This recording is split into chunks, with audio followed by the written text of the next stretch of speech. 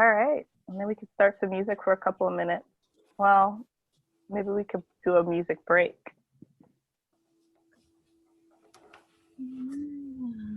Or maybe just start one song and then we can start with the reading. Okay. Should I put something in the title? Do I have to make a title or a description, or should I just go live?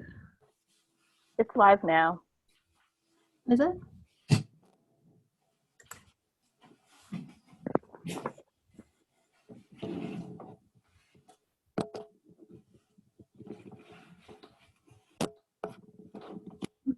I will start playing the music.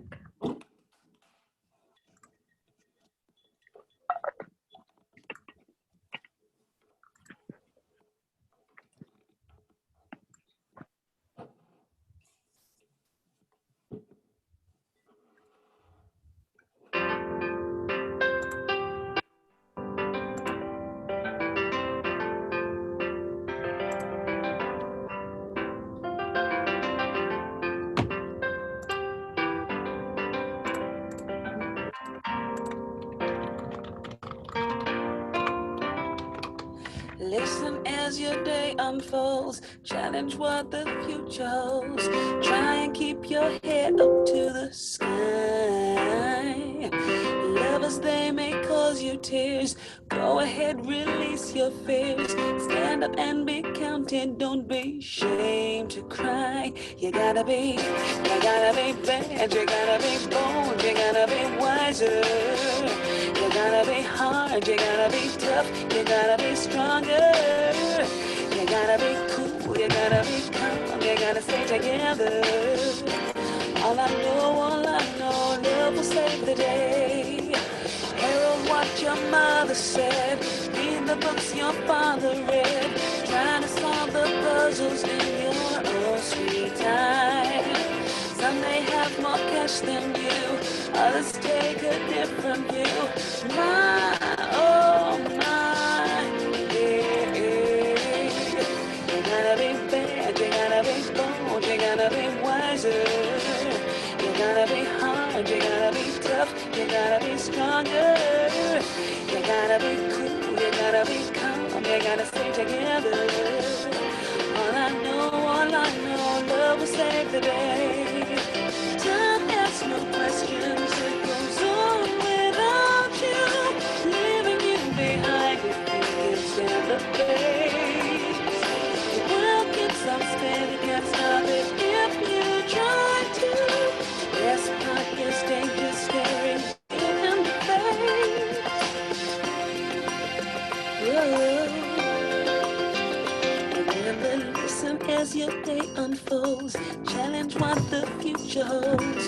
Try to keep your head up to the sky. Lovers, they may cause you tears. Go ahead, release your fears. My, oh my, eh, eh, eh. You gotta be bad, you gotta be bold, you gotta be wiser. You gotta be hard, you gotta be tough, you gotta be stronger. You gotta be cool, you gotta be calm, you gotta stay together. All I know, love will save the day. Yeah, yeah, yeah.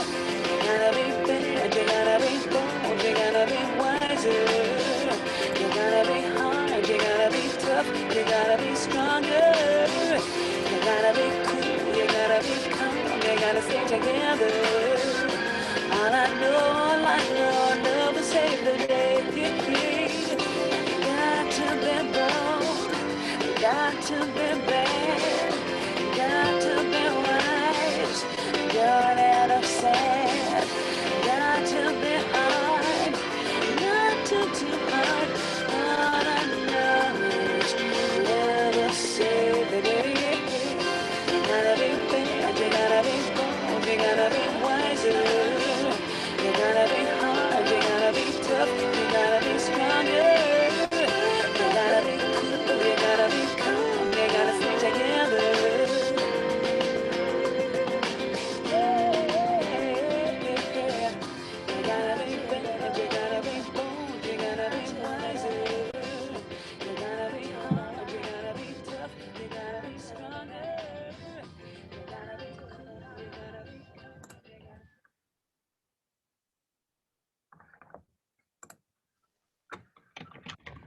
I can't seem to focus, and you don't seem to notice I'm not here.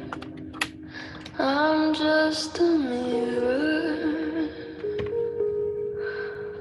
You check your complexion to find your reflections all alone. I had to go.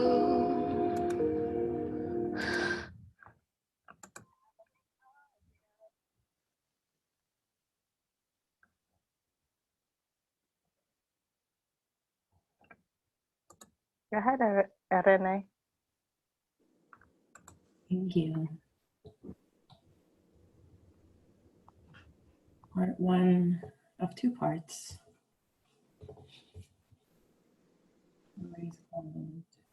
The shelling.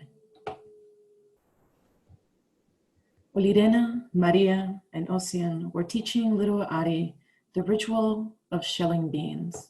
It was terribly important yet mundane work. You see, beans were the staple of this commune. It was what they were known for in the valley of Giwitate-Guayasibi. Other communes in the area would always send for sacks of beans with trucks filled with gifts and offerings they hoped the commune would like. In a way, the bean had become part of the commune's identity, so people who traveled there would simply call the place Beans or the Beans. Thus, shelling had become the height of the communal relationship building in the Beans. There were all kinds of gatherings for this purpose, but the people of Beans had at one point decided that even though they loved a huge shelling festival and often held them, they preferred to gather in threes and fours, making sure to have at least 3 different generations present, making sure the youngest were given the most attention. This eventually led to the people of Beans to develop an understanding of turning into an adult through the process of shelling. Teenagedom began to be called the time of shelling, and metaphors surrounding teenagers teamed with bean puns and agricultural metaphors. Ari was not quite yet a teenager, but they had started going through a lot of body changes early, and also the questions it started asking were the kinds of questions usually asked during shelling. And so they got invited to their first shelling pod at the age of 9. Ari's pod started meeting by the river bend at the edge of town first thing in the morning after the animals were fed and the sunlight was blue and damp. This particular morning, Ari was processing out loud with the group about a fist fight they had been getting into. Ari's large brown eyes were downcast and raining as they told the story of a study mate who had said something so sadistically hurtful to them that Ari decided to jump on him and give him a beating. Ari's voice shook with rage and shame and confusion. The group mainly let them speak and murmured well-placed and ah. Maria's eyes were also downcast and somewhat distant, not doing a real good job of listening. It was the elders, Olirena and Ossian, who did the heavy lifting of listening and affirming feelings. I'm just so mad. I don't ever want to see him or hear him or ever think of him ever again. Olirena nodded gravely. I can see why. Ari let a huge sigh out of their tight little chest. They looked a little haggard, but somewhat relieved. So, Ossian said, his brow furrowed in concentration. His voice was deep and gentle. Does that mean that he has tried talking to you since then? Yeah, Ari spit out. He keeps talking about accountability this and forgiveness that, but I can tell he doesn't even mean it. I know he's only saying those things because his parents told him to, and that's just how we do things in the Beans. How can you tell that he doesn't mean it? Ossian asked. His voice indicated, though, that he believed Ari, but that he was curious about their thinking. The tone made Olirena feel tenderly about him in general. He was always so gentle with kids. I know for a fact he only wants to go back to the same shift as me at the library because it's the one with all his friends. He thinks apologizing to me is the best way to get it. Ari slammed down a handful of beans into the pot below their hands loudly, but I'm not going to let him. Ossian sighed with a really sad look in his face. It sounds a little bit like punishment, doesn't it? Ari didn't look up. Their hands shook. But shouldn't he be punished? They looked up to meet Ossian's gaze defiantly. Ossian looked a little bit hurt and inclined his head to one side.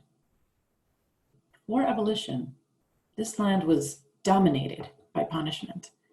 Most of it was economic and around restricted access to things and places. Punishment was the main way we dealt with hurt and violated boundaries, which back then the state would call laws. Ari groaned and rolled their eyes deep into their skull. A history lesson was not what they were looking for right now. Ossian, he hurt me on purpose. Their voice began to rise. Ossian raised his hands and eyebrows, trying to look inoffensive. Look, I'm not saying he doesn't deserve to be punished. And I'm not saying your anger and desire for justice is wrong. It's not. Your anger is righteous. Then, I'm just saying that we've been down that road before, and so much anguish and blood soaked up into the earth that way. I know, we will not fall into carceral logic. I remember the values. I memorized them before everybody in my group. Fuck memorizing, Olirena spat out under her breath. Maria chuckled, and Olirena just pursed her lips and kept shelling. Ossian and Ari laughed softly, happy to take a break from the tension. I think what Oli means is that it is one thing to learn the words, and there's another entirely different thing to feel the meaning of them in your heart. Ari looked down again as he continued. It seems like you might be the first one in your learning group to actually have the opportunity to, excuse me, sir. Ossian was interrupted by a dry, crackling voice of a man with a strange accent. Ossian looked up and saw a person who had obviously been traveling for a long time with no steady shelter. His face was drawn and his clothes were weathered and bleached by the sun and acid rain. Behind him stood a nervous-looking woman covered in filth and tarnished jewelry. Her arms had welts on them, and her whole skeleton shook like a chihuahua. Ossian's voice seemed to have died in his throat. He stared unblinkingly at the man's arms, which were covered in smudged tattoos. Could you spare some bread, some water, anything to eat and drink, please? The first to react was Ari. They leapt up towards their bag and pulled out their lunch. We have enough of my family's cash this year to hold you over for your next destination, but if you like, I can talk to one of the elders about finding you some shelter for the season. You could even stay if that's something that sounds good to you. What's your name? The haggard man scarfed down the lunch of bread and dried meat as fast as he could, while the woman looked hungrily at him. Ari blinked in disbelief and looked over at Ossian for some guidance. But Ossian's gaze had not moved from the man's arm tattoos. His face was drawn and tense. They looked at Olirena, who sighed a deep, mournful sigh and started digging into her bag. After the old man gulped down all the water, he wiped his face at the back of his sleeve and exhaled with great satisfaction. The woman behind him squatted, making herself small, her face pinched and filled with poison. The name's John. Been walking for weeks and weeks through this godforsaken marsh. Roads all gone to shit since those bastards took over. He walked right past Ari, completely ignoring them and extending his right hand over to Ossian for a handshake. On his exposed forearm, he bore a tattoo of a huge star with a circle on it. Inside the circle were the words, Chicago Police. And atop the star, larger letters spelled out the word Sergeant in all caps. Ossian looked like he was about to spit onto John's hand. He looked at him in the eye with a look that Ari didn't recognize as Ossian. That's the end of part 1. Ooh. I'm like, what's gonna happen next? Thank you for opening with that, and we'll return back to learn what happened. So I just want to take a moment to welcome everyone, all of our viewers and our group here today. Before we introduce ourselves, I just want to do a quick intro of the podcast and this episode, and then we'll be jumping right in to all the juiciness. So this podcast is a part of the Untold Stories of Liberation and Love series. So this our first year, we hosted a number of poetry writing workshops, which led to the publication of this anthology called Love and Other Futures. And so all of us who are on the podcast today participated in at least one of the workshop sessions.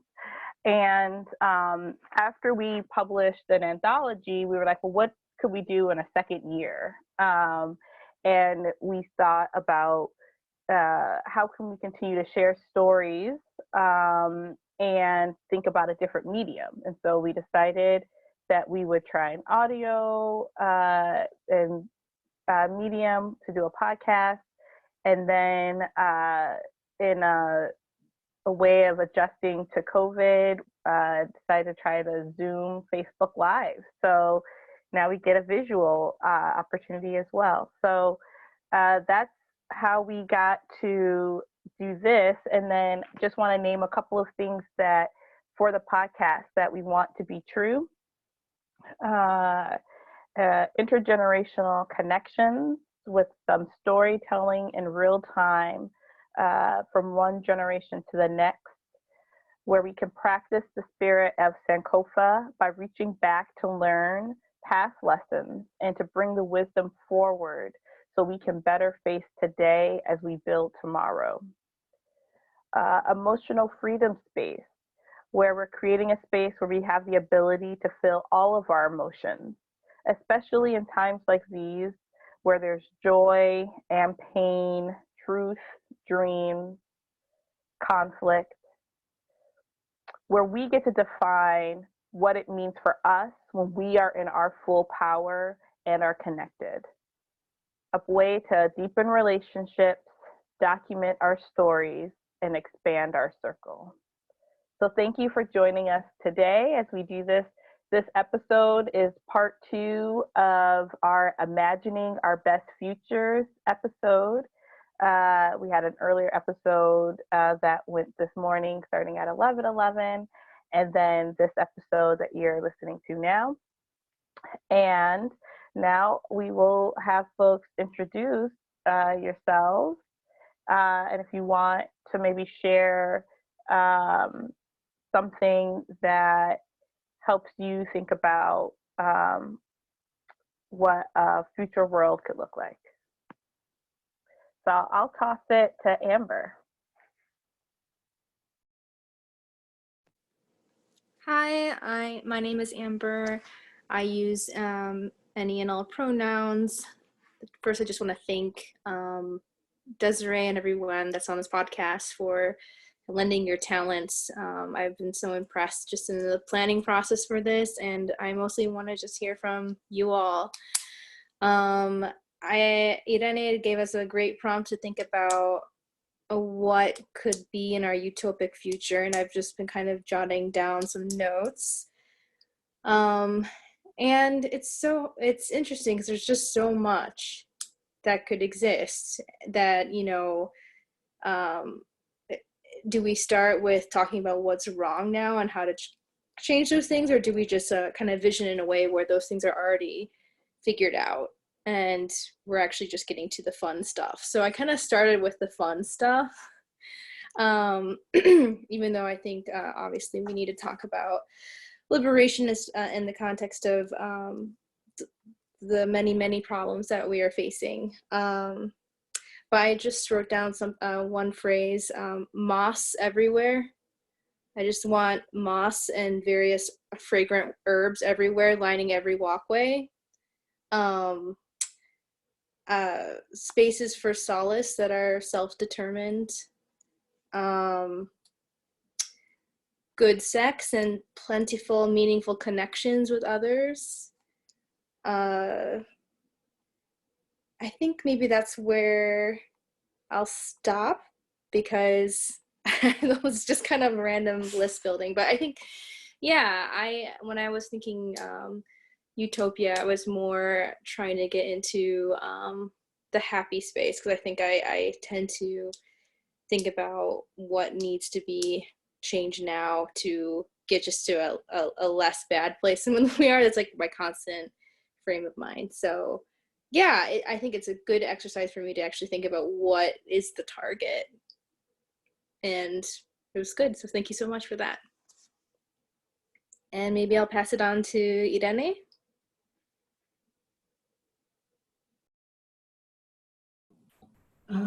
Thanks, Amber. I love hearing about moss, fragrant herbs. I think that I was reading something recently. Oh, let me just introduce myself really quickly. My name is Irene Inati. Use they, them pronouns. And I really do think it's very important to start with the fun stuff, because we live in harrowing times and we spend a lot of time thinking about what's wrong. A lot of folks that organize, myself included, are like sort of swamped in the just like awareness of need and stuff, all the unmet needs, ours and our care, like our loved ones. And so to just imagine our needs met, just to imagine our needs met, and like seeing what they are, and just trying to think of like a possibility where that is just like what is happening, is to me something that is going to allow for that reality. So part of that sort of inspired my beginning to write. That's the story that I read the first part of, that I'm going to finish in the end of this episode, which is just like, what do I want to see? Like, where do I want to be? What does like transgenerational like belonging look like for the hard stuff? Because like once our needs are met, the hard stuff doesn't go away. But yeah, I really appreciate Untold Stories for holding the kind of space that allows for this kind of thinking, like that like sees the difficulties and creates a kind of like loving togetherness around just like the commitment to move towards what we want.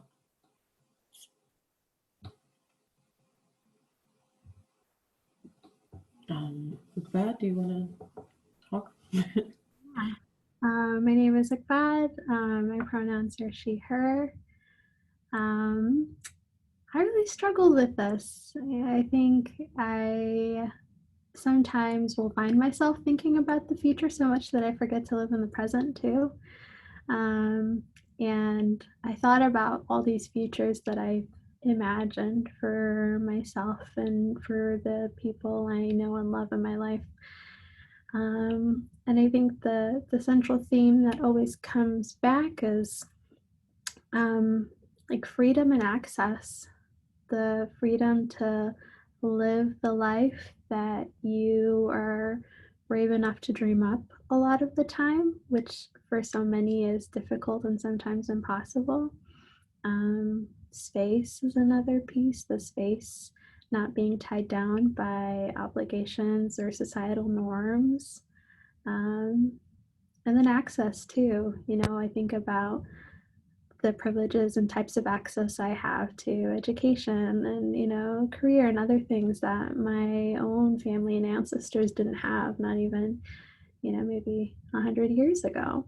And how very different their future might have been. And then I come back to me and, you know, how do I make those futures a reality? And it comes back to those things. So I think maybe I started with the bad a little bit. There are things that maybe that feel like they trap people and keep people from living their best futures. But for me, it's always just being able to live the life that you want to live. And yeah.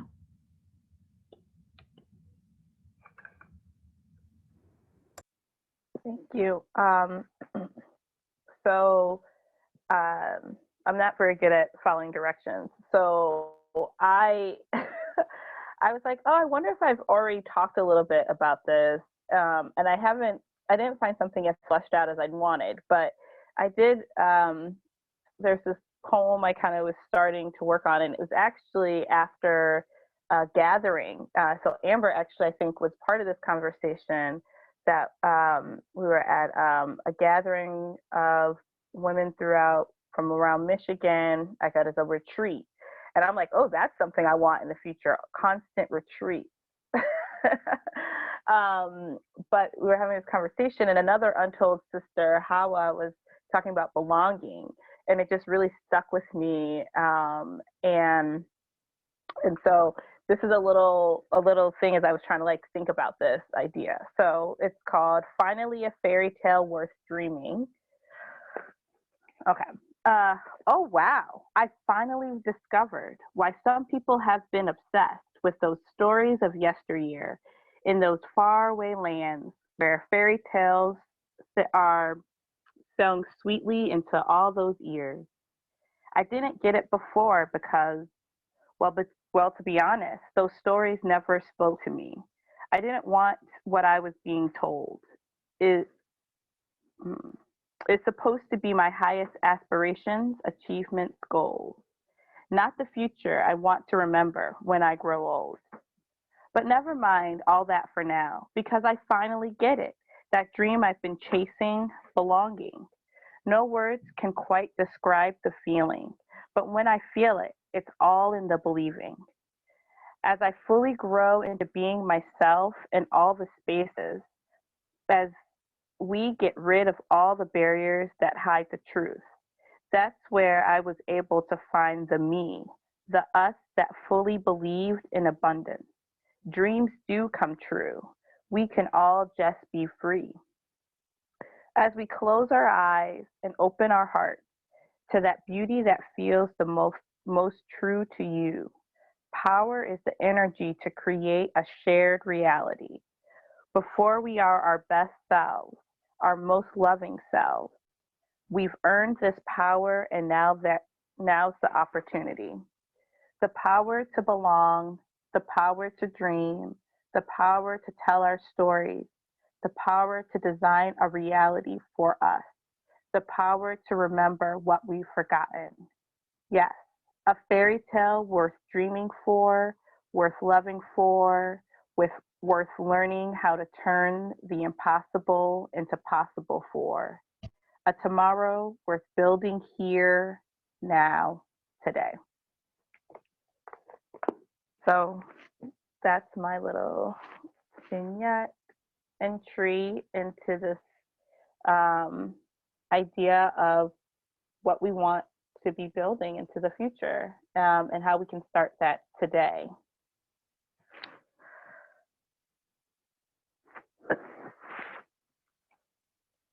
I think I'm just looking at our flow right quick, updating myself where we are.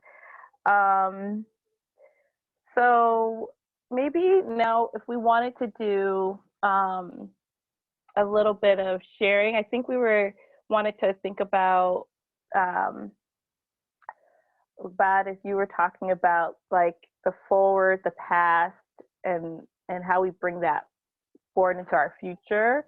One of the things that when we were kind of talking before, we talked about wanting to share something back to our ancestors and forward to our descendants. And so maybe this will be a good time for us to start with anything we might want to share. If you have any objects you want to show or to tell a story about, or something that you'd like to kind of present at this moment. Yeah, I'll go first if that's okay. I think so much of the future, hopefully my best future, and I think for some people too, lives in the past and what happened and those who came before us and those I think who are still connected to us. And for me, one of those people, even though I never met them, was my grandma.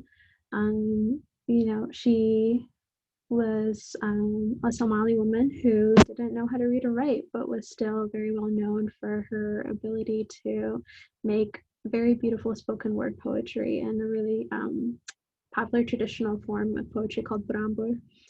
And she would make these verses, and they were so beautiful. I still hear stories from other people who were connected from her family even today. And even though I never met her and I'm her granddaughter, I feel connected through that love of poetry. And, you know, I think we talked about presenting something or having something to share that connected us. And I don't have any material things because, you know, my family from Somalia that, you know, essentially had to flee a war, we don't have anything from that time. We don't have any kind of memorabilia or anything from that, from home or from people that, you know, from before. So I thought about, you know, for my descendants too. And I was having a really hard time with this, but I really just came back to this necklace, which is something my mom gave me. And it looks like a little stethoscope, and I would pretend when I was a kid that I was listening to her heart. But I think the other thing about this is one of the few things I think, as I was trying to think of something, probably because my family left everything behind, I don't hold on to material things with too much value. And I think this was the one thing I could think of. And on top of that, I think our women had a tradition of buying gold, not only because it's shiny and pretty, but it held a dual value of also being a security blanket. You know, if you had to run, if you had to leave, you know, your gold was beautiful, but it was also protection. It was security. You could sell it for money if you need as well too. And I appreciate that tradition being passed on. And I hope that that's something I can pass on to those who come after me as well. Yeah.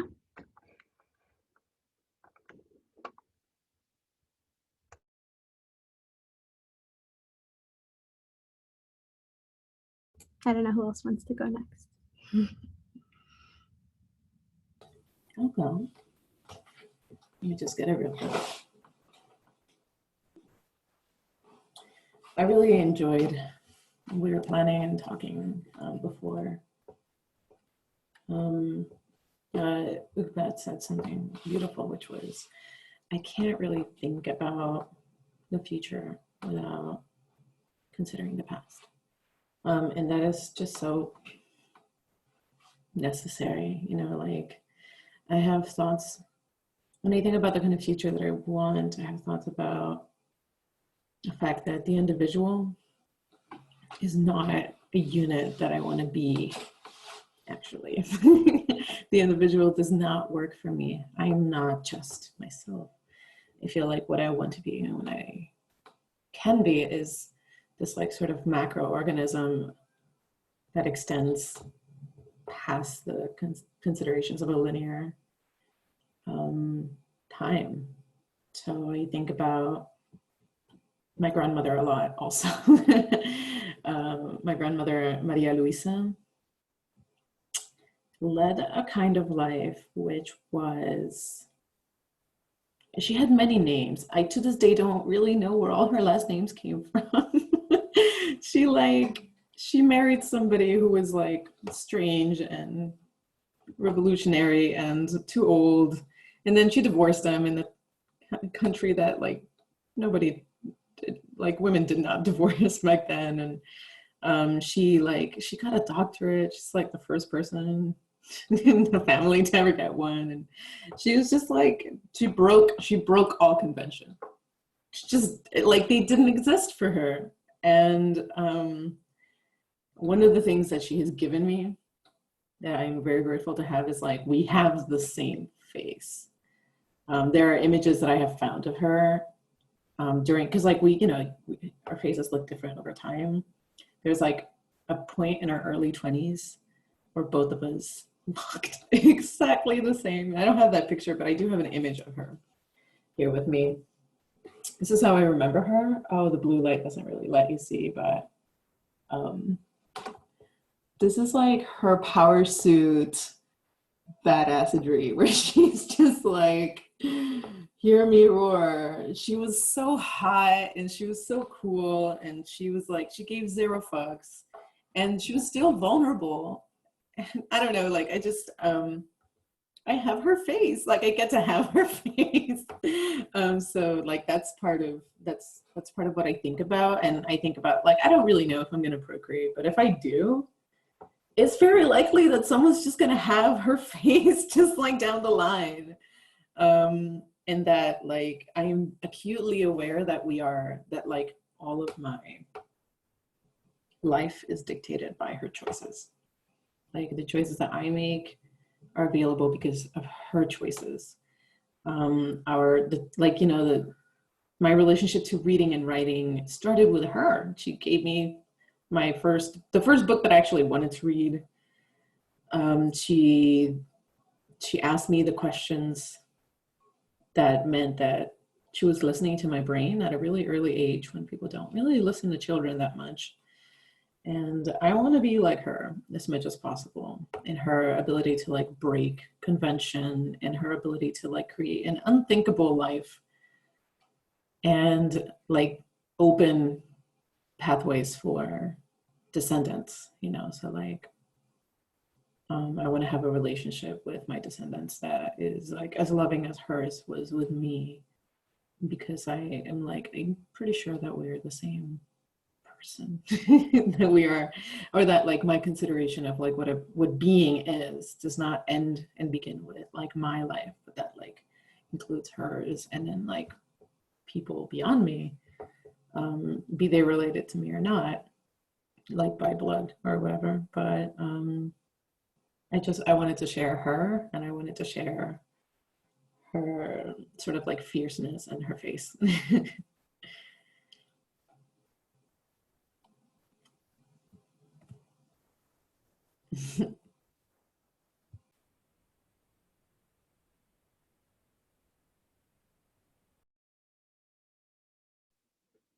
I can share. So thinking about ancestors is a fairly new thing for me, and I kind of see myself on the precipice of understanding and more about myself as I go down this path. I have been planning for the last few years to spend some time in Japan with my grandmother, because I want to get a written or a verbal record of things that she's experienced. And something that I've noticed over the years is how more and more I'm realizing I'm kind of like my mother. And it's taken a long time to recognize that, even though it's probably always been there. You just see yourself as such an autonomous person. At least when as I was growing, I definitely saw myself as an individual. I think that was encouraged to some degree. And maybe in a rebellious side of myself, I thought myself as so different from my parents or grandparents. And now these days I'm like, oh wait, I wear my socks like half off, just like my mom does. I'm gonna have to ask her why she does that. I feel like for me it's temperature regulation. It's probably for her too. So I don't know. It's like little things like that, and I catch myself and I'm like, oh, that's just like my mom. And then I'm like, but that's not a bad thing. It's good. There's yeah, I don't know. It's been a fun, interesting realization. My mom, I think, was responding a lot to her childhood when she was raising me and my sister. And I think, one of the things was she wanted me to be very engaged with all sorts of activities, so I could choose to decide what I wanted to do. If I wanted to become an athlete, or if I wanted to become a dancer, or whatever, I was and more so than asked what I wanted to do. I was just placed into things, and you're like, okay, you're a cross country runner now, just do it. And I struggled with that a little bit at the time, but I actually wasn't, didn't feel very pulled in any direction. So I'm very grateful for it now, because I think it did give me an understanding of what is actually available. And so I really gravitated towards music. I have right beside me a little recorder, which Desiree knows I like to play these. I have them in all different sizes, and yeah, it's something that just feels like an extension of myself. And I do wonder where in my ancestry was another person that, that's where they found so much solace and healing and like freedom and liberation, because my most liberatory moments have been when I'm playing music with others as a collective entity and just feeling that energy. Yeah, and there has been other kind of some musicians in my known lineage, so I don't think this is an accident. I think that's probably something that was brewing the whole time. So I want to reflect more on that too.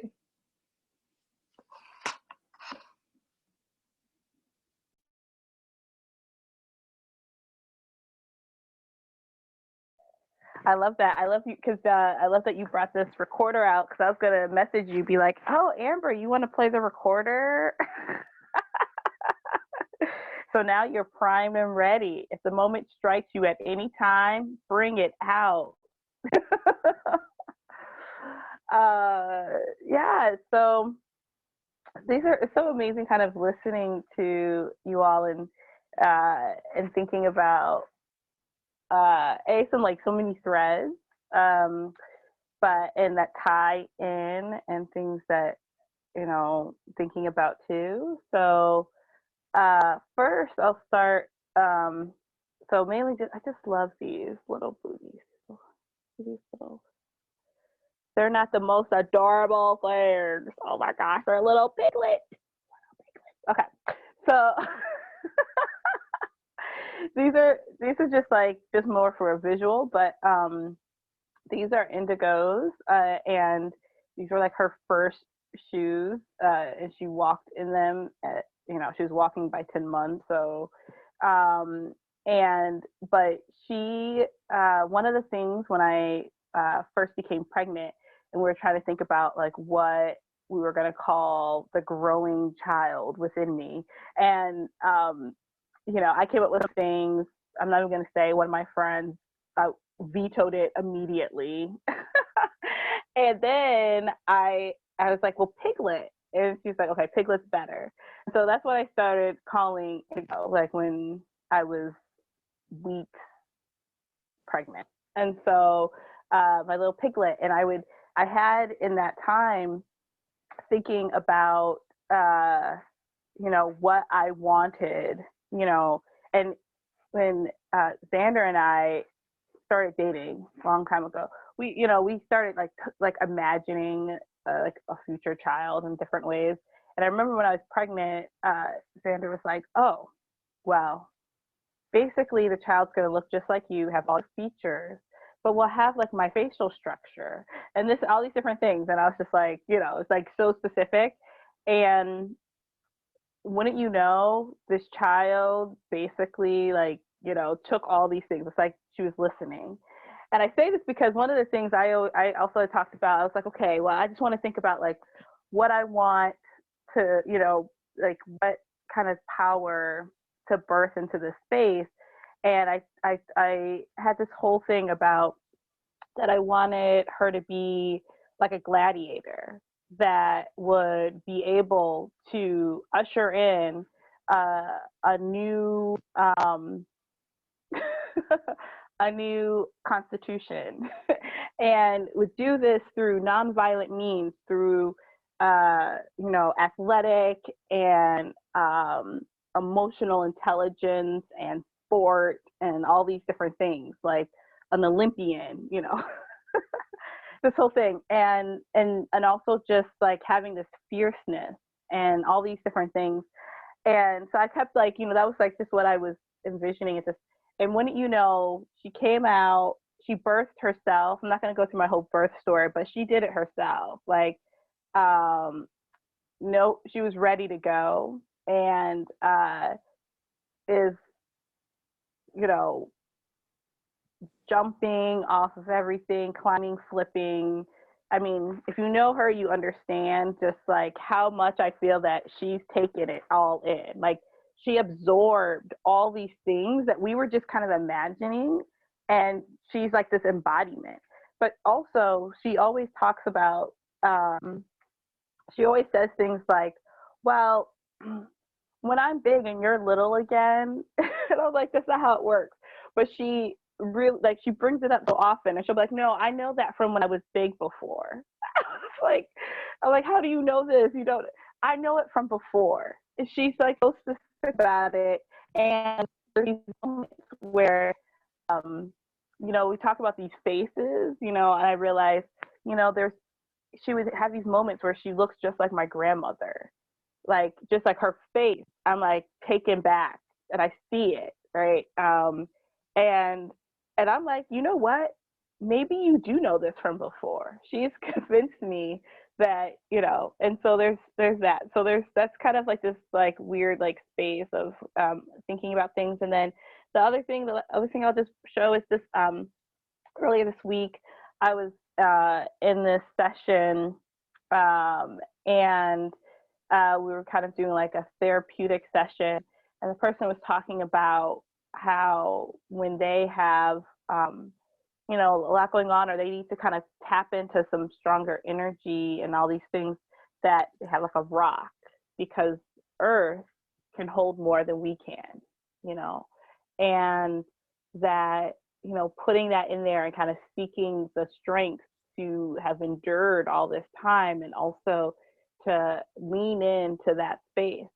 And I just was like, that just was like something that's sitting with me this week. And I'm thinking, you know, that's something I want to pass on into the future, which is this way of like, how do we not internalize so many things and hold them within ourselves as if we are the ones that have to bear all of that, and that connects us with the earth, that we are part of the nature, and that within this system we were not meant to bear all of everything, right? And that we invest relationship with the earth and the planet, are able to hold on to each other and help heal one another when we need to, and help, you know, just help us through some of the cycles that we go through. So that's something that I hope to think about more and want to pass on into the future, because I think that's something that has really been hard for me, just as a person that feels like I do bear so much. So I would like to respond to that, if that's okay. yeah. So my favorite writer is this Black feminist thinker called Alexis Pauline Gumbs. And she has this great book called M-Archive, After the End of the World, where I actually can't even describe this book. It is an experience, but she thinks about she does this like forward thinking, kind of what I wanted to do with you all, and what I always want to do with people that I'm in community with, which is she thinks about the future as if it's real already, as if it's already happening. And so she writes about the near future and then the far future. When she talks about the near future, she writes it in the past tense. Just the way that she plays with time is beautiful. And she calls breathing, she calls that like the Black feminist metaphysics, which doesn't make a lot of sense right now, but I want to read a small passage about that incorporates sort of like what you're talking about, Desiree, about not being the only one holding, and my previous statement that I'm like, I'm not one. I am just not one. That is not my number. And that I've known for a while, but I think that when I read her, I really internalized it. So I'm going to read the passage that really speaks to me. She writes, this thing about one body, it was the Black feminist metaphysicians who first said it wouldn't be enough, never had been enough, was not actually the scale of breathing. They were the controversial priestesses who came out and said it in a way that people could understand, which is the same as saying that they were the ones who said it in a way that was foolish, that the foolish would ignore and then complain about, and then co-opt without ever mentioning the Black feminist metaphysicians again, like with intersectionality, but that's another apocalypse. The Lord of their understanding had taught them this work began before I was born, and it will still continue. The university taught them through its selective genocide. One body, the unitary body. One body was not a sustainable unit for the project at hand, the project itself being Black feminist metaphysics, which is to say, breathing. I think about that a lot. I think about how we get taught individualism, how the neoliberal systems, capitalist systems, like require individual responsibility to be like the main thing, to be the most important thing, as if circumstances in a collective are not important or don't even exist. And here she's going to say, she's saying, she's like, look, you were taught one body, but that isn't even, we could never be one. We could never be one and breathe. Yeah.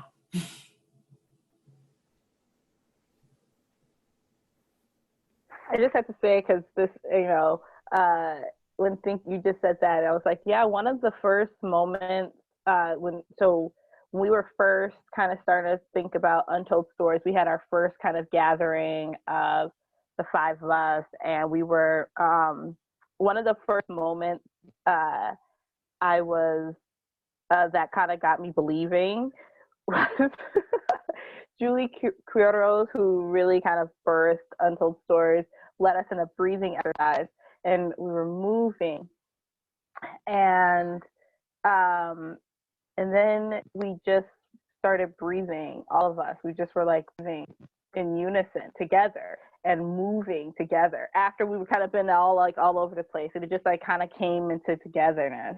And I remember being like, whoa, just breathing, just finding that breath. And it was this way of like this inhale, like really slowly, and taking longer, slower exhales, and recognizing that it's in that exhale that is where our strength is.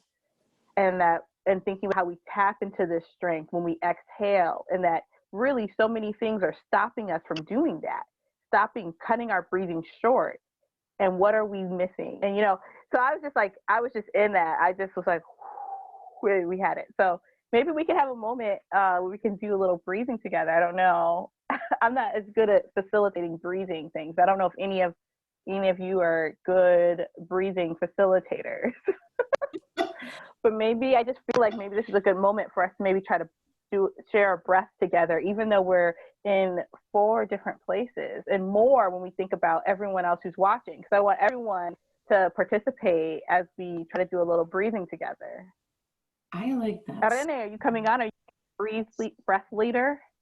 I was about to say that one of my favorite ways to breathe, and the only I facilitated breathing. I facilitated breathing once, and I just played a song that I really like, and I asked everybody to breathe in and out with the beat, that we could synchronize without one person having to. So I was wondering if we could play the song. I don't really know how to do it via the via the Zoom. I know, like Upad, were you doing the playlist earlier? Yeah, if you tell me the name, I can try and look it up. Yes, it is titled, and this is also for everybody. I'm looking for it right now. It's titled Only, and it's on Spotify. And it's by an artist whose name is capital R, capital Y, space, capital X, RYX. Nicki Minaj was coming up first, and I like Nicki Minaj, but Right. okay. Okay, I think I got it. Found it. So this song is in, I believe it's in 6/8, which for those who know music know that it's like a waltz of sorts. And if you can try to breathe in,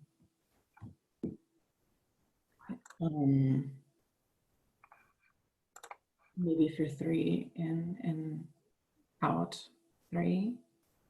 And if you don't want to count or think at all, I suggest that you let the beat and the song sort of give you whatever it is that you want to do. Okay, I'm gonna go ahead and start it. Oh, wrong song. Here we go.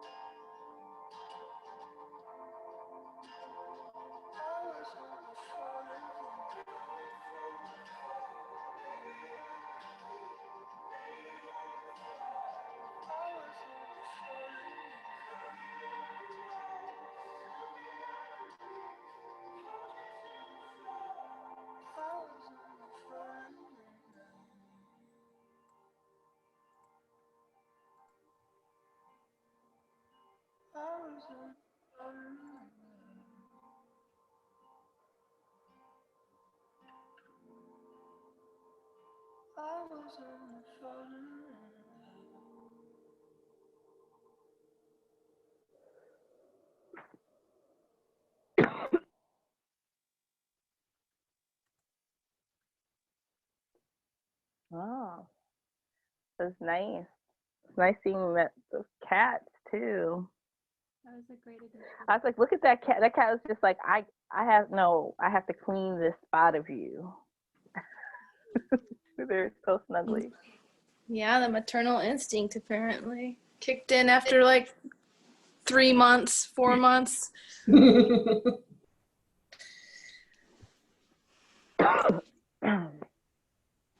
Great. Thanks for taking that time. I was just like feeling like, oh, just don't take that much time just to sit and breathe, and recognizing how necessary that is, right? For just sustenance, but then also I think about the things we breathe in have to breathe out of our bodies, and that excuse me, I'm like having a coughing fit. I'll be back. If anybody has anything else to share about how that felt, please go. I think I just forget sometimes to breathe if I'm being like just really, really honest. Like I think it's only maybe the last couple of months in the chaos of the world that it is today that I'm like, no, you actually need to make time for it. It's not enough to just do the breathing that you do to live. And I think what Desiree, talked about how, you can't even hold everything in you, you need to sometimes have it in somebody else, in a rock, in the earth, and other people also just like really resonates with me, because that wouldn't occur to me. I feel like everything maybe society tells you is that the opposite of that.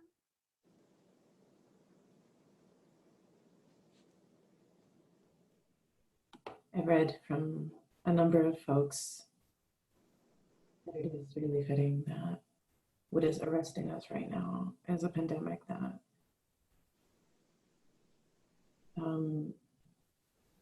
will harm your breathing, will arrest your breathing, that like our lack of attention to the microorganism world has led us to a point where, what is stopping us is something that will force us to pay attention to our breathing. Having masks forces us to notice that our breath affects other beings around us. Having something over your mouth and nose reminds you that at least it reminds me that I want to breathe. I want to. And I forget that. Like, God, I forget that all the time. And it is like a superpower to breathe intentionally, because it is my personal understanding and belief that like we have these like things that are stuck in our bodies, that we have the power to move with our like spirit and brain, and that breathing is the technology to like literally shove that around, like we're intaking like oxygen into our bloodstream, it's moving all that stuff around through like the network that is like our blood vessels, it touches our like nerves. I'm like been painfully aware that breathing is not only important but like central right now to like the apocalypses that we're going through right now. I feel like I'm getting chastised, like you're not breathing, and so now you will be aware. You will think about this, you will consider this ad nauseum, you will think about this. And it feels really good. I felt really good just now, just like I was breathing and like my hip cracked, just like it went like, and like my back straightened, and now I feel really good in my body, and I hope that like other folks do as well. Breathing is not always easy. for anybody, but for some bodies it's harder than others.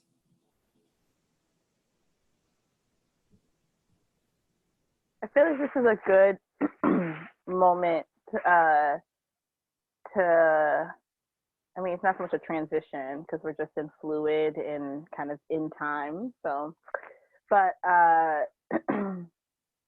we talked a lot before about, we were talking about healing and the way to reach how we heal. And we talked about generational trauma and the ways that we heal that trauma and how we must heal that trauma as we get closer to liberation. And so I know I want to see what you all feel, what you're feeling, because wanted to have Ugbat, although you talked about it a little bit already, but to talk about this a little bit more. And then I know we wanted to share some information about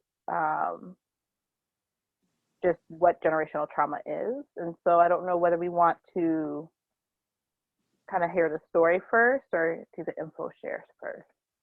What are y'all feeling? Info shares might be helpful. I don't know. I think I'd appreciate the context beforehand. Cool.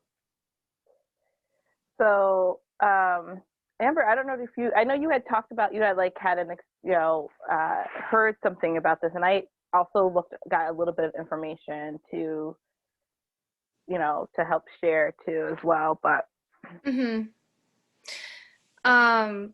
Yeah, maybe I'll just share that I was on a city commission that dealing with human rights in the city of Ypsi, and one of my colleagues there is a professor at AMU in I think psychology, and she brought to the group like basically addressing trauma in marginalized communities and how to do that through policy. And so we kind of had to start at square one because a lot of us were not really familiar. Like I had heard about generational trauma, intergenerational trauma, but she really brought more information about it. And it was interesting to experience it because I think as a body, as a collective on the group, we all were kind of started to share our own personal stories and realized how that connects to our own personal life, because that group mostly thinks about more macro scale, making changes in bigger level than on like a personal level. So that's kind of where I began with it, and maybe where I'm still at with it, because we weren't able to progress with that. I'm still very interested in understanding it as a collective strategy towards healing trauma. And so I think that for me, the lesson is that, the only way we can work on historic trauma and intergenerational trauma is through collective action. It's not something you can deal with personally. I mean, you can do things to deal with it personally, but it's not actually what's at the root of the problem. So I think maybe for anyone that might be listening that hasn't heard of this before, it could be helpful just to talk briefly about what it is. I don't know, Des, if you want to explain from your researcher position. Yeah, just so a couple of things, some kind of books or things kind of jumped out. So one, when we first were kind of talking about it, it took me back to this book called Post-Traumatic Slave Syndrome by Joy DeGruy. And I'm just going to read like this like quick little piece. So it's talking about when thinking about chattel slavery, we're not talking about a single trauma. We're talking about multiple traumas over lifetimes and over generations. Living in Black skin is a whole other level of stress. In formulating her theory, she wondered, what happens when stressed people lack treatment for generations? How have Black people coped? What adaptive behaviors have we invented? How misinterpreted as cultural to survive in a toxic environment? How do we tease out as a people that which is harmful and adaptive, that which builds resilience, and that which is absolutely pathological? Asked DeGray, because figuring that out is essential if we are to break the cycle. We have to learn to not pass along, how to not pass along the broken material. We have to learn how to keep ourselves safe. And one of the things, so I heard her speak when this first came out, and she gave a couple of different examples that just like have like stood out, like just like little things where she's like, you know, if she's like, if you've ever had a situation where somebody, you know, they have like their child, and you know, a lot of times people are always like, you know, just like talking about like all these like positives about their like children and lifting them up, and like, but she was like, you know, there's something where like folks won't necessarily do that. Like they'll always say something good, but it has to be something bad too. It's like to balance it out, like, you know, oh, you know, she might be real fast, but she has a mouse on her. Like there's always this kind of this backup. And when she was like kind of talking about like looking at that deeply and like thinking, well, when you think back, you know, mothers had their families taken from them constantly, right? Their children taken from them if they seemed too strong, too bright, too fast. And so it was always trying to like hold back on that, because that was a way of trying to keep them with them longer. And I remember her just like kind of talking through this, and I was like, wow, right? Like these little, but like how that can be an imprint over time of like, you don't want, you know, don't talk too much, because, you know, that could be, there's fear of being taken away, right? So you always have to be like, oh, you don't really want them because of this, right? There's something wrong with them. You can't necessarily, you know. So anyway, so that was just like, that's just like one piece where I was like, oh, like how that imprints. And then the other thing, which I haven't actually read this book called My Grandma's Hands by Resmaa Menakem. And he talks about intergenerational trauma,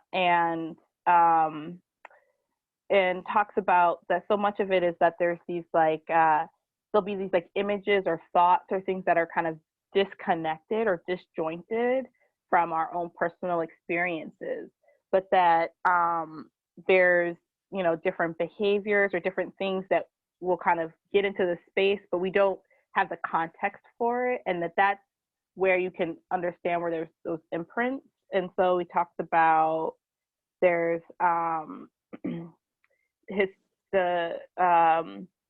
historical, intergenerational, persistent, institutional, and personal levels of what generational trauma will be dealing with. And when you know that you're dealing with something in that space, and he breaks it down to think about, you know, there's a threat response cycle that we, you know, there's the fight, flight, or freeze. And that what can happen in the freeze part is, you know, we could store that. And that's where you lose the context of like, why do I freeze in these times, in this moment? But then it gets internalized, because the issue is that it didn't complete the protective or defensive reaction. So something didn't get completed, and so now it's held in this space.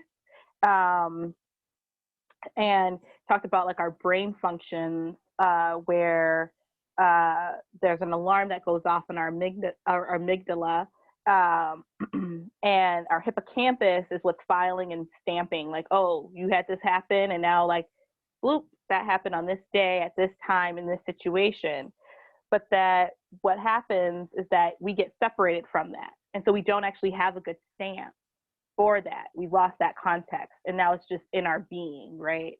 And that is a place where this trauma can like really kind of sit and kind of go in a cycle. So that was just a couple. Those just a couple of things that I was like, oh yeah, like those feel resonant to me.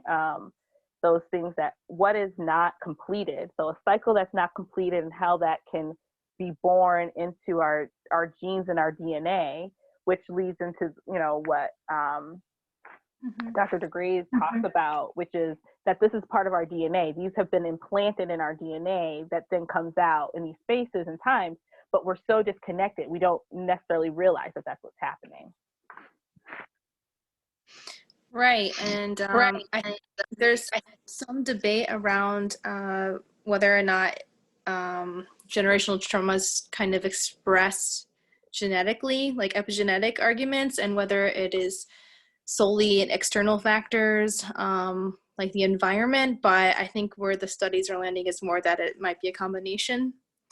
So, but it is, yeah, I think definitely there's a lot of study around it now, but it's still kind of early as far as some of the conclusions that are being reached. But what we do know is that there's these very concrete examples of this cumulative emotional psychological wounding that happens for people, and then that across their lifespan, and it gets passed on across generations, and it expresses itself as like massive group trauma experience. And it's examples, of course, in chattel slavery, Holocaust, forced migration, colonization of indigenous people,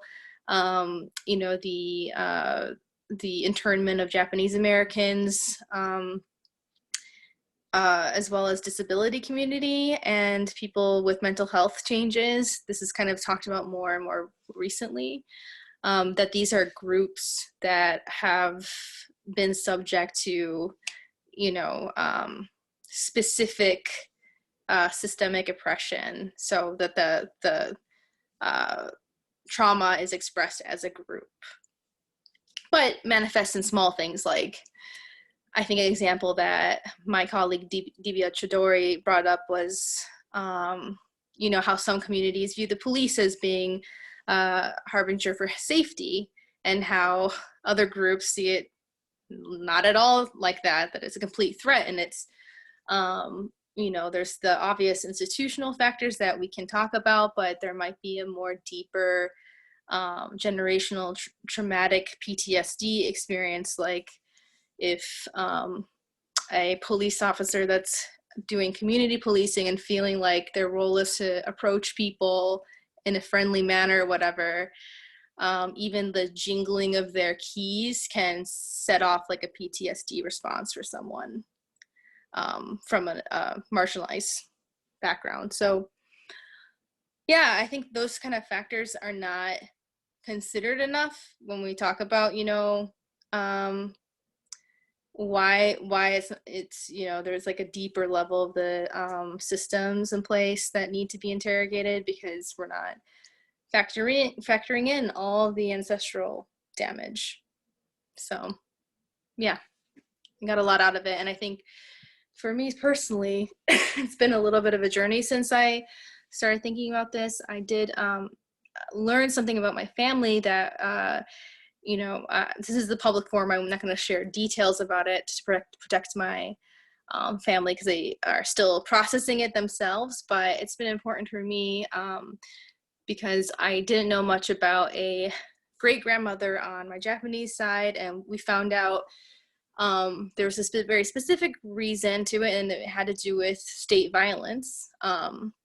And so that's kind of a recent revelation. And because that great-grandmother wasn't in my grandmother's life when she was young, impacted her, and and also impacted my mother, and there was kind of cycles of attachment issues, abandonment issues, that has led to some of my experience as well.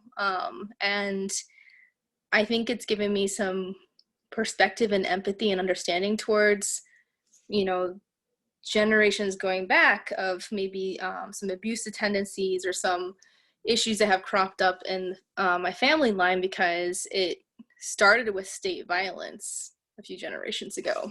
So yeah, it's something that I'm starting to incorporate more in my just analysis of how much, you know, these events from the past are still impacting us today. Thank you for sharing that, Amber.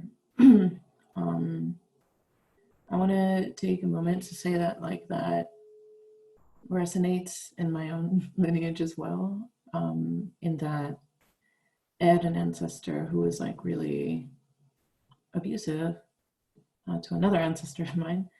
And I found out that he was like tortured by the state before that.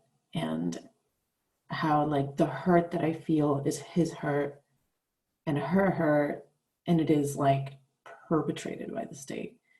In that one of the things that we were talking about before in the planning meeting was that like I feel like those folks, the ones who felt the pain firsthand, did not have, because of survival sake, because they needed to keep going, they didn't have the chance to process, they didn't have the chance to heal completely, or like their healing looked like dissociating or like moving away from or not feeling the thing itself, because it is literally, it was too much to feel for them.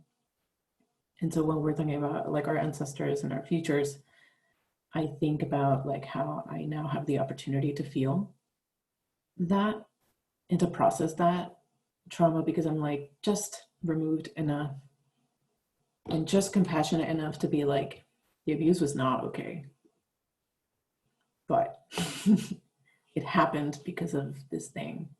And so therefore I am like, I'm feeling the hurt, which sometimes I just feel like out of nowhere, like right in my heart.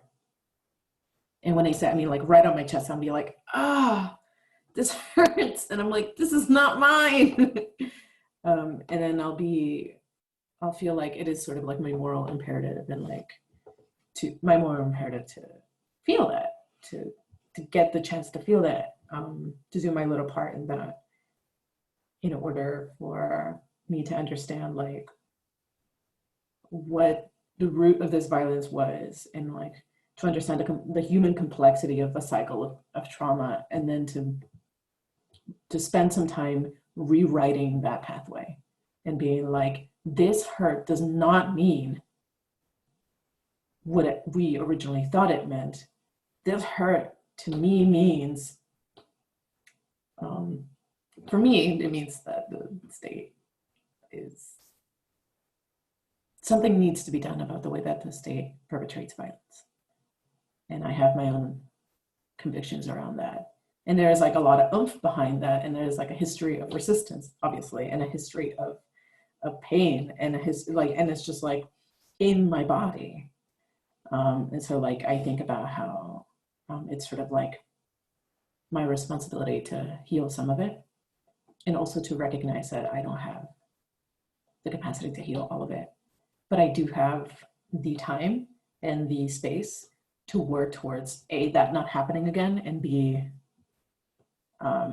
making sure that that hurt that landed on me through like multiple people does not hurt another person, because that is what happened with the original like hurt, you know, like there was like violence inflicted, and then the consequences of that was like more violence was inflicted. So like to break that cycle and to like rewrite the pathways, as I was mentioning earlier.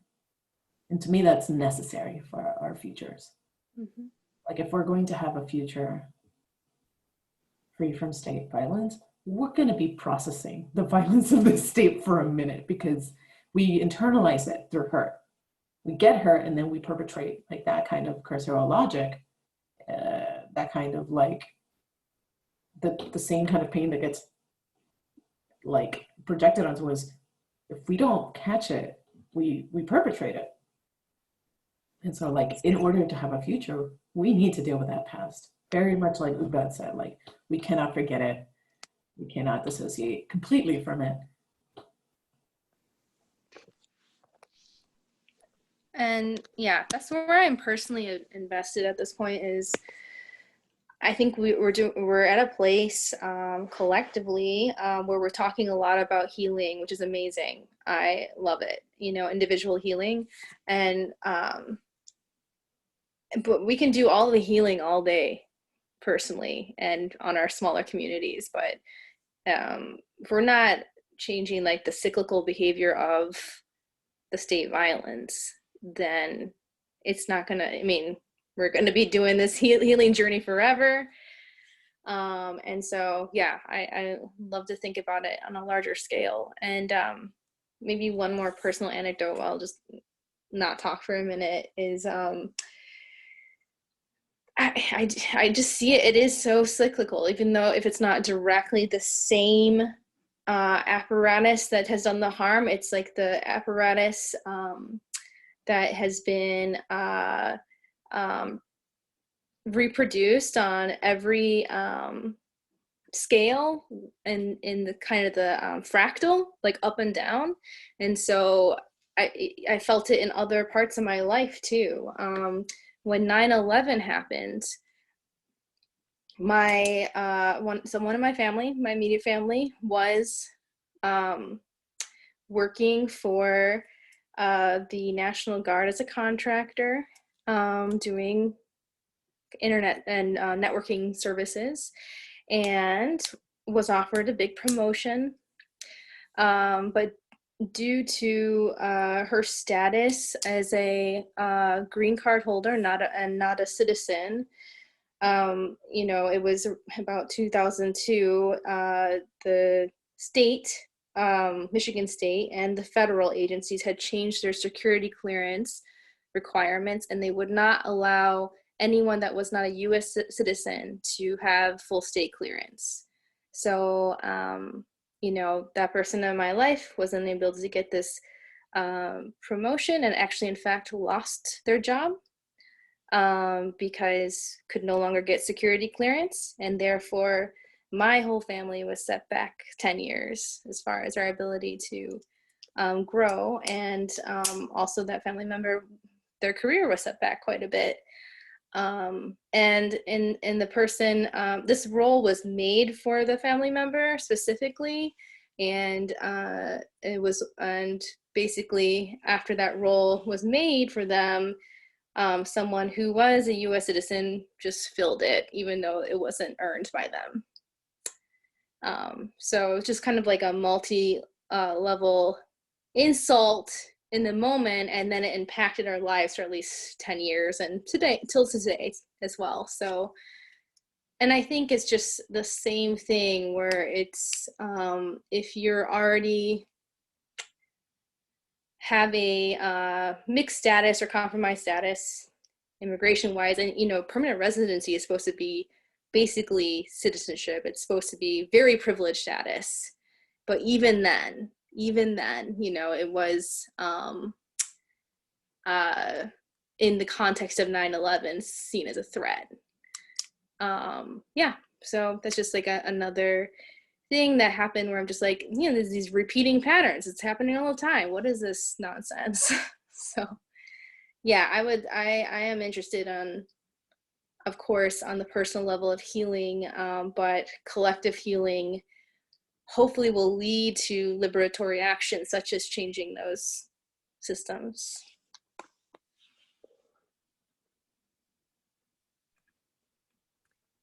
I really appreciate hearing from both of you, and I think as one of the reasons why this topic really resonated with me is I think like most people, but like I feel like I'm just maybe at the beginning of that journey, and I'm like just like really in it, and sometimes it feels just really hopeless.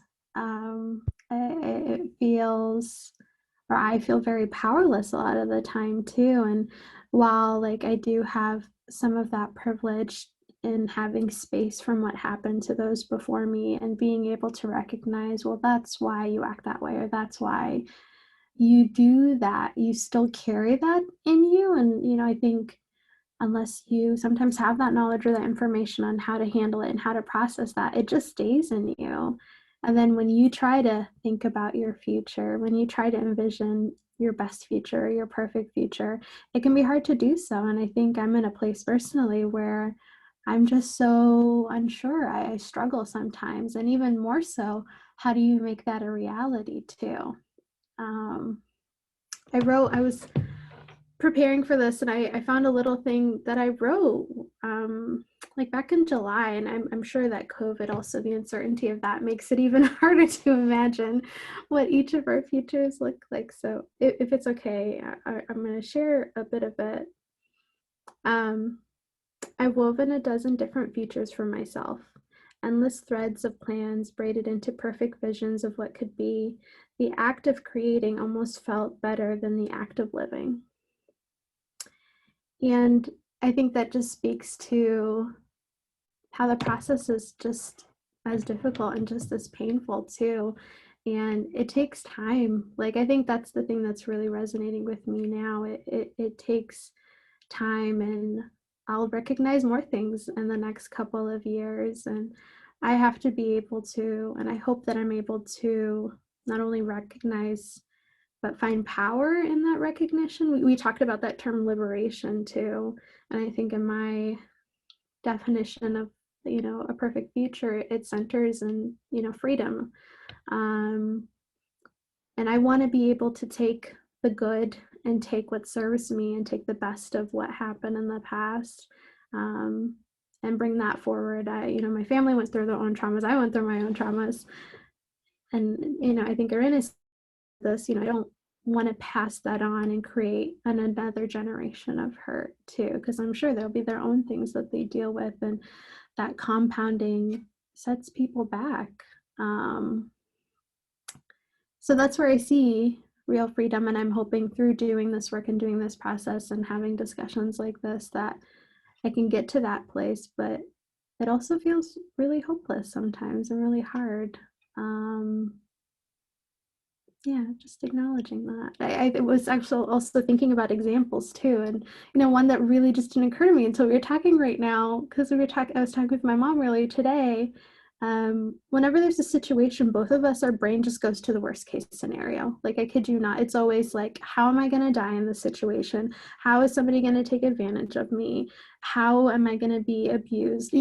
That's automatically where our brains goes, and I think that comes from the experiences my mom had, and her talking to me and trying to, prepare me for basically every eventuality. And I'd laugh at it as a kid, but, as I got older, I saw truth in it. And, I don't want to put that on another little kid, that they don't have to worry about all of the awful things that exist in the world. You want to prepare them, but yeah, it's a constant, never-ending thing.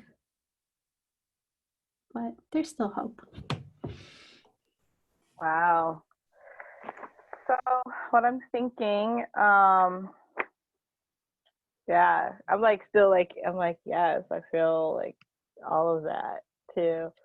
What I was thinking is, as y'all were talking a poem, I was thinking about reading a poem that can lead us into our writing prompt, and then we can come back and close out with the rest of the story from the beginning. And if there's things that folks want to share too before we do that, close. But just because you were talking about, like, there's like the healing, right? And it's like, but what about, like, there's more than just that. So this is a poem by Joy Harjo. It's called A Map to the Next World. So I think I'll just read it, and then we'll have some time to kind of write off of it. Okay. In the last days of the fourth world, I wished to make a map for those who would climb through the hole in the sky. My only tools were the desires of humans as they emerged from the killing fields, from the bedrooms and the kitchens. For the soul is a wanderer with many hands and feet. The map must be of sand and can't be read by ordinary light. It must carry fire to the next tribal town for renewal of spirit. In the legend are instructions on the language of the land, how it was we forgot to acknowledge the gift as if we were not in it or of it. Take note of the proliferation of supermarkets and malls, the altars of money. They best describe the detour from grace. Keep track of the errors of our forgetfulness, The fog steals our children while we sleep. Flowers of rage spring in the depression. Monsters are born there of nuclear anger. Trees of ashes wave goodbye to goodbye, and the map appears to disappear. We no longer know the names of the birds here, how to speak to them by their personal names. Once we knew everything in this lush promise. What I am telling you is real and is printed in a warning on the map. Our forgetfulness stalks us, walks the earth behind us, leaving a trail of paper diapers, needles, and wasted blood. An imperfect map will have to do, little one. The place of entry is the sea of your mother's blood, your father's small death as he longs to know himself in another. There is no exit. The map can be interpreted through the wall of the intestine, a spiral on the road to knowledge. You will travel through the membrane of death, smell cooking from the encampment where our relatives make a feast of fresh deer meat and corn soup in the Milky Way. They never left us. We abandoned them for science. And when we take your next breath as we enter the fifth world, there will be no X, no guidebook with words you can carry. You will have to navigate by your mother's voice. Renew the song she is singing.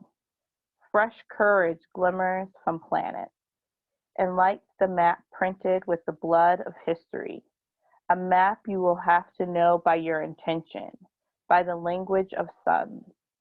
When you emerge, note the tracks by the monster slayers, where they entered the cities of artificial light and killed what was killing us. You will see red cliffs. They are the heart, contain the ladder. A white deer will greet you when the last human climbs from the destruction. Remember the hole of shame marking the act of abandoning our tribal grounds. We were never perfect. Yet the journey we make together is perfect on this earth, who was once a star and made to make the same mistakes as humans. We make them again, she said. Crucial to finding the way is this. There is no beginning or end. You must make your own map.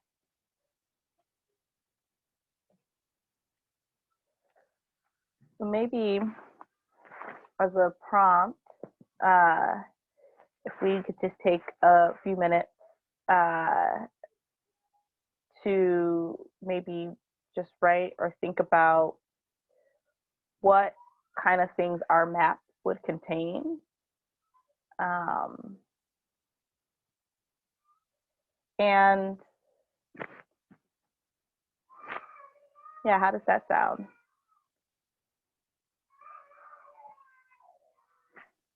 Can you repeat the what it would, the prompt? Oh, just thinking about what would our map contain? What kind of map would we leave? Sounds good. So if we could have a little music, we'll just take, just 5 minutes, so like maybe just one song length, and then we'll come back and kind of start our close.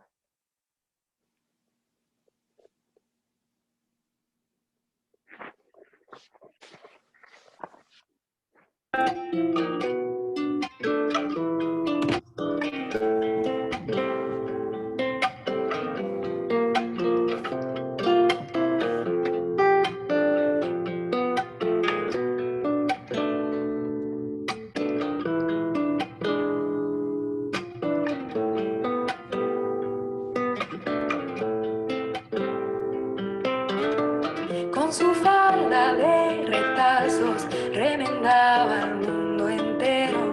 La costura es lo primero en un mundo que se hace pedazos. Cual recuerdo en su regazo, sus telas que vistieran por vez primera. lazos de un hilo fino, a los sueños y el destino de una vieja costurera. Mujeres que en luna llena se asoman por la ventana y piden a la mañana el alivio de las penas.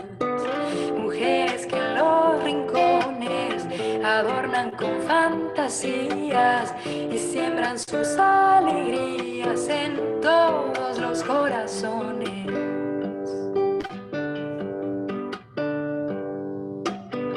En un caldo de verduras sazonaba su tristeza y ponía en la mesa un instante lleno de ternura. La tristeza es amargura si no tiene el condimento de ese dulce sentimiento que una joven daba cuando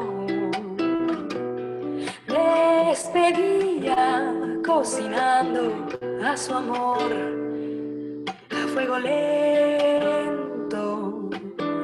Mujeres que en luna llena se asoman por la ventana y piden a la mañana el alivio de las penas. Mujeres que en los rincones adornan con fantasías y siembran sus alegrías en todos los corazones. En todos los corazones.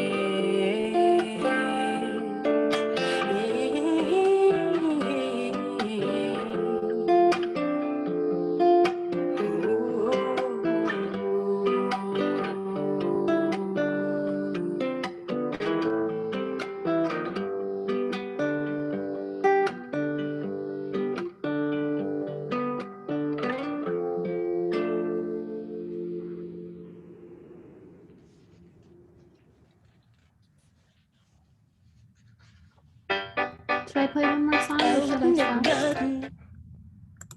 Yeah. I don't feel so abrupt, huh? Let's do one more song. I do one more song? Let's do it.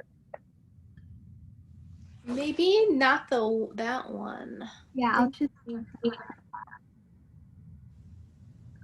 this one. Vibes. I can't seem to focus, and you don't seem to notice I'm not here. I'm just a mirror. You check your complexion to find your reflections all alone. I had to go. Can't you hear me? I'm not coming home. Do you understand? I've changed my plans, 'cause I'm in love with my future. Can't wait to meet her. And I'm in love, but not with anybody else. Just wanna get to know myself.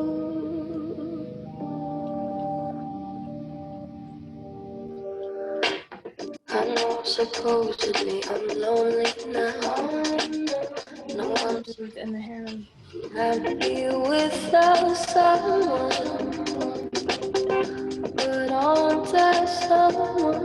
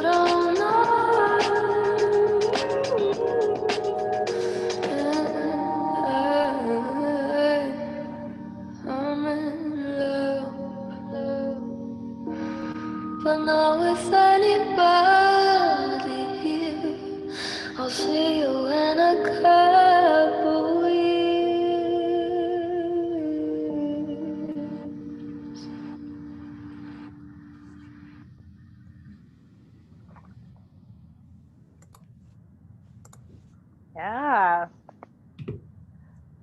Cool. Maybe if we could just do as our before we have our reading out, if we could just maybe share a couple of things that might be on our map. Maybe just as our kind of closing words.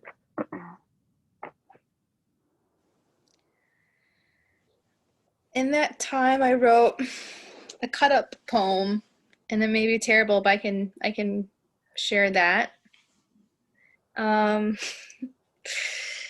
First draft. All right. Shining drum. A prayer in the prison, a syncopated earth, and awkward attempts at energy luxuriating. Overgrown, snaky roads drink slowly over precarious hills. Food refuge during the embargo. Old technology walked on through the stresses of new potential. Nobody moved, and the hero felt cold, surrounded by brown tenseness, muscles crowded by bodies standing and questioning the troops of athleisure wear delivered in lieu of clean air. That's all I got right now.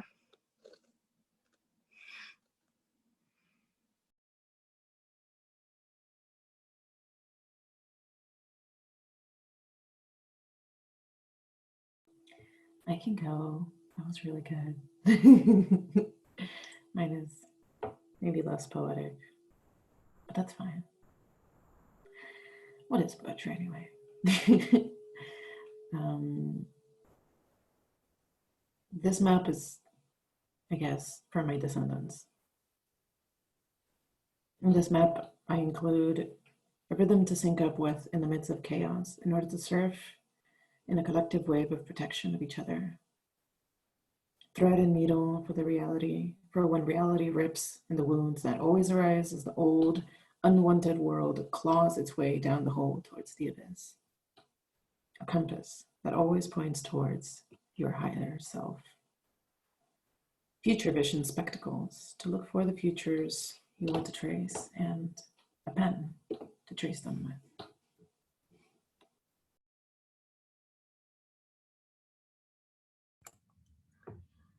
My map ended up being full of spaces instead of things, which I thought it would.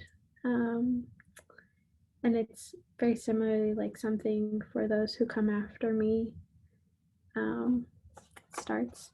I will start by saying that there is so much in this world that will hurt and wound you, and so you have to learn to heal yourself. Here you will find a path. Here you'll find a patch of land to lay down your burdens. Don't let them trick you into carrying it all by yourself. That's how they'll keep you down. Down this path, you'll find a small cavern. Fill it up with all those things that you love, the things that bring you joy. And when you feel hopeless and without directions, you can sit and remember what that feels like to feel joy.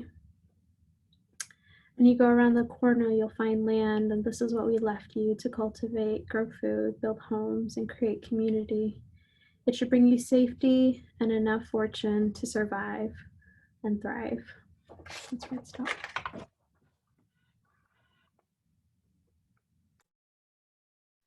You're great. Mine also actually isn't much of a poem so much, but I'll just like read what I can read of my writing.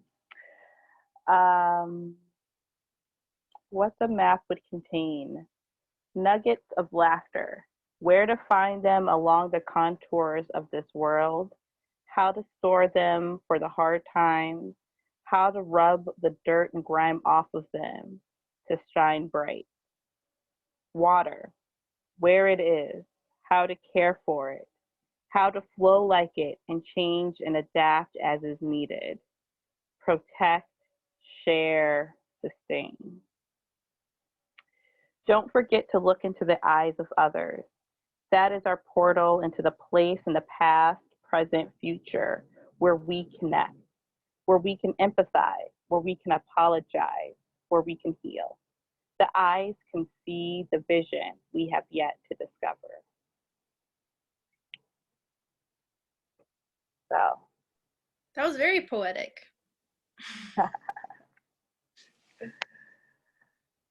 So, yes, I guess I just want to say, as we get ready to hear the end of the story, it's been a pleasure to sit and talk and think and dream with all of you, and appreciate everyone who is experiencing this alongside us. And so we'll have Renee read, and then we'll just close out with some music until we end it. Sounds great. Thank you, Desiree. Yes, thank you, Desiree, for facilitating this, for guiding the flow, and thank you, Amber and Ubad, for being here. Y'all are awesome voices to be surrounded by, as well as you, Desiree. So Thank you, Sydney. Thank you, Ubad.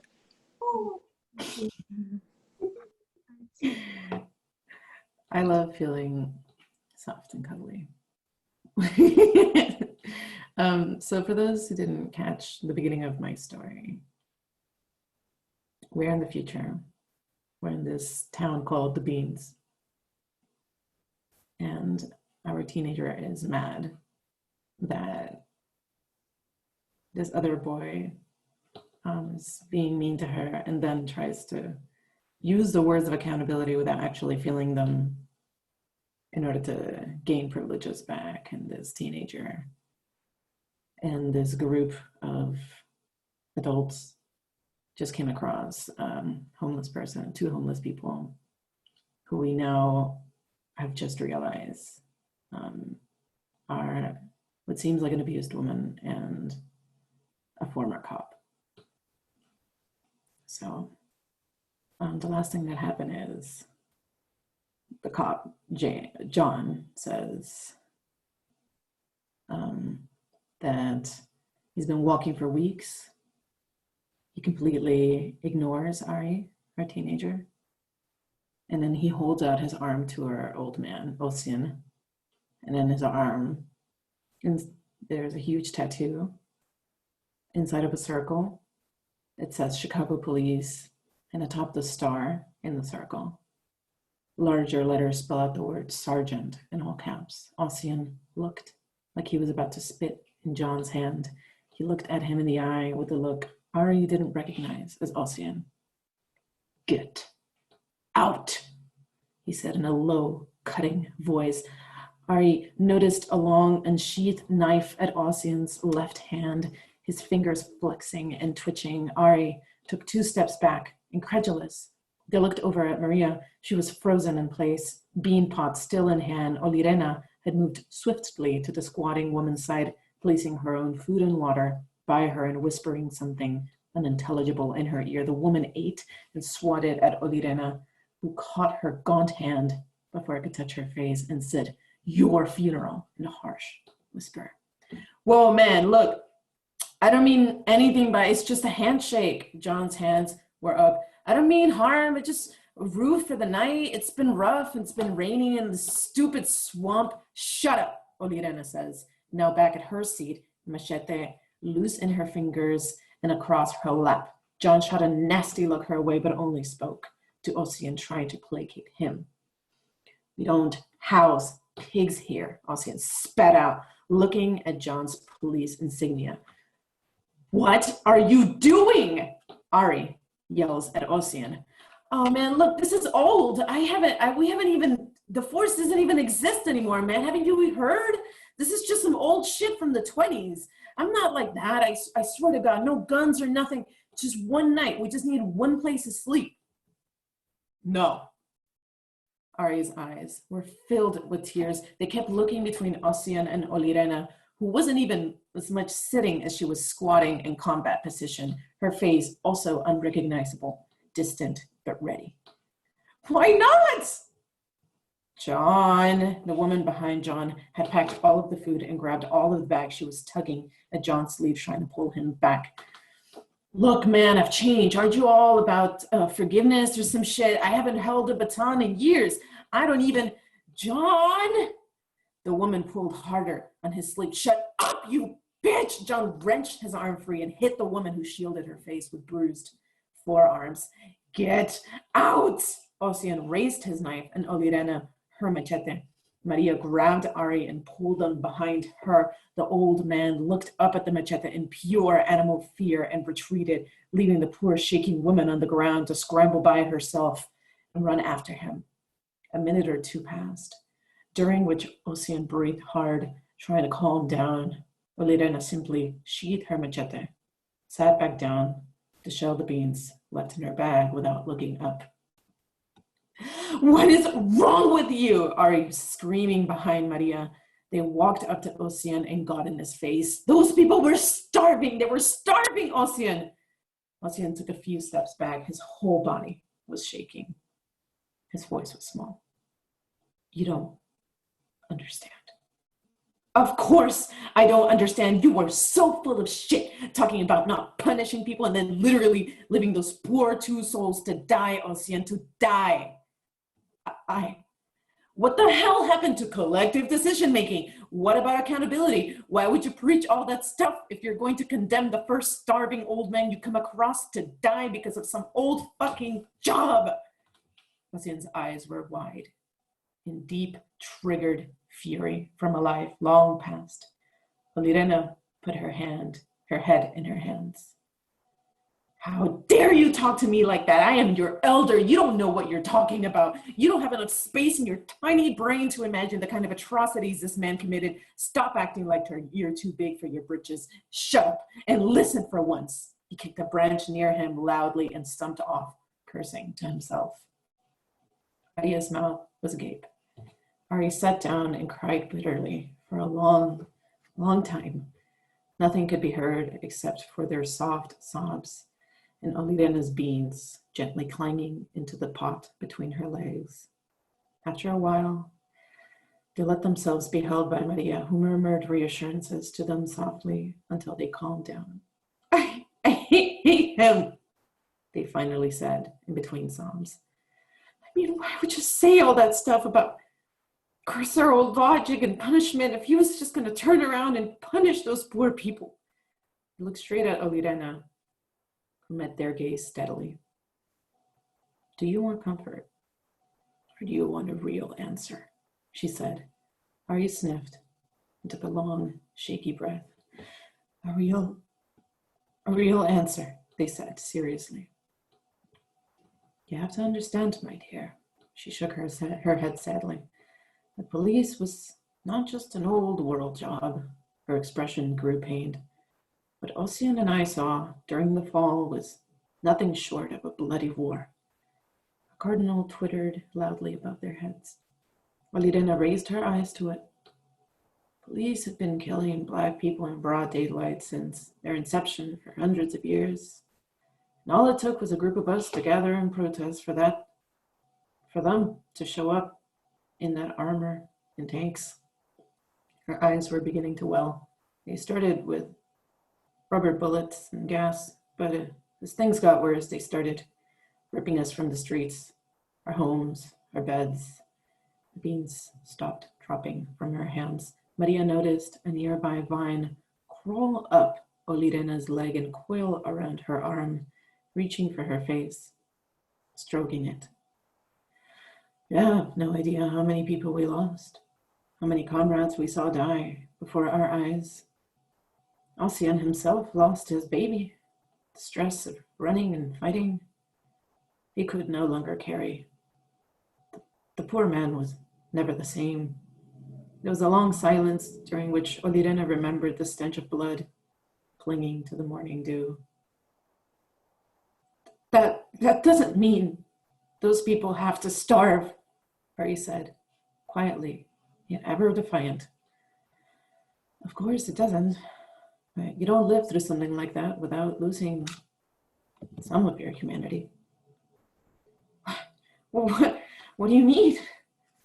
I mean, the kinds of things we had to do, the kinds of hurts we had to bear just to make space for you to survive, and the kind of world that shaped our youth was so violent that the violence made its way inside of us. We can never be what you are, what you will be. We will always be the ghost of the carceral state ripping us from within. We will always have to exorcise it from our language, our customs, our bodies.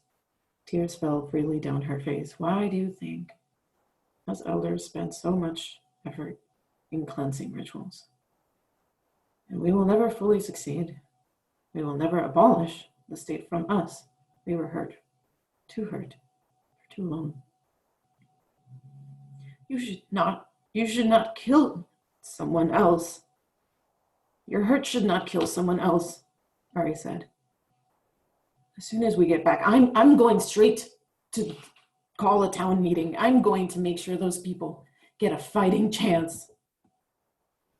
I hope you do, baby. It is a testament to our work that you are ready to forgive and feed our former enemies no matter what. You are what we did it for, and we will never be as good as you. This might feel like hypocrisy to you, but to us, it is the impossible future we dreamt of so fiercely and poured our and our comrades' blood all over. She smiled, a soft, reassuring smile, and Ari relaxed. But if that bastard ever comes near me around again, you're gonna have to put a whole damn town between my machete and his rotten woman-beating heart. The end.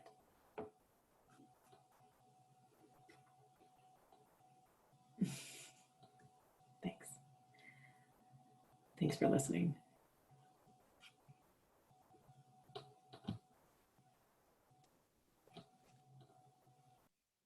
Thank you all again. Thank you, Lenny, for reading that. It was great.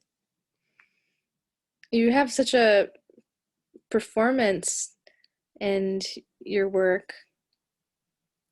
It really works well for this type of platform, so I appreciate you bringing it. So blown away. It was stunning. Thank you so much for sharing. Thank you for listening. Also, one quick thing before we move on. This is one short story of several that I'm trying to write about a kind of future I want to live in. And I want to extend an invitation to all of you, any Untold Sisters, and anyone who's watching, who's part of our community. If you want to write with me a future, if you have any ideas, comments, if you want to bring yourself to a project like this, I would love to not be the only voice writing it. In fact, I want to write this in a collective way. So, my email, you can email me for this. My email is iinaTty@ipsymutualaid.org. That's iinaTty@ipsymutualaid.org. And I can't wait to hear from people if anybody wants to join me.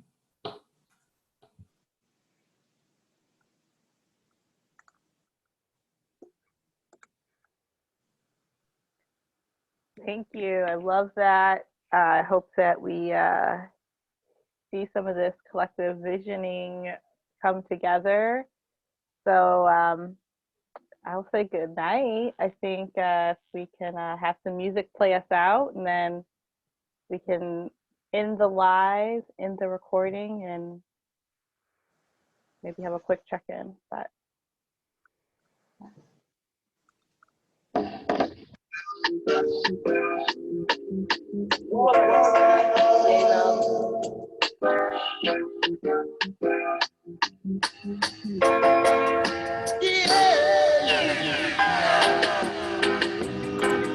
Send me born to be free. Me say me born to be free. Me say free like a bird in the tree. Free like a bird in the tree. Although some foolish people really want to change me. Although some foolish people really want to change me. They say you can't take away me identity. Can't take away me identity. Me say I feel me personality. Hey, Kuma, me say I feel me personality. Me say feel let me make me function. Hey, Kuma, me say feel let me make me function. Cause what? Me a liberated woman. Hey, Kuma, me a liberated woman. Hey, me say they really want to change up me life. Me say some of them people want to control me life. Some of them people want to control me life. Them say, come ranking and you have to change your life. Come ranking and you have to be a housewife. But me a liberated woman. You can't control me life. Hey, me say no, me go real. Me have to go real. If I really try to stop me from real. Okay, I think we're done live streaming. Should I stop recording too? Yes. Stop recording.